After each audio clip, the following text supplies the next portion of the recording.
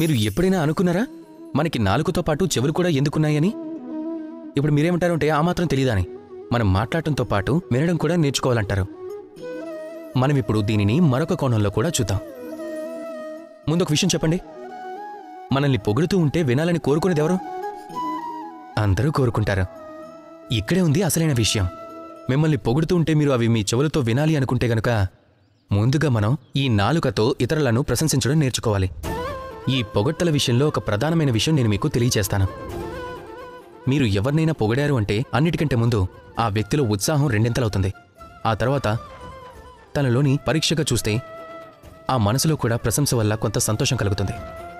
ఎప్పుడైతే మనసు సంతోషంతో నిండిపోతుందో అప్పుడు ఇతరులు పొగిడినా సరే పొగడకపోయినా సరే ఏమాత్రం తేడా కనిపించదు.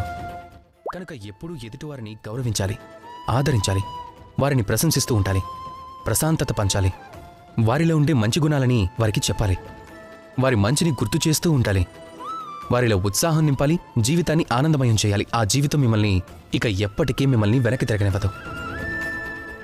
రాధాకృష్ణ.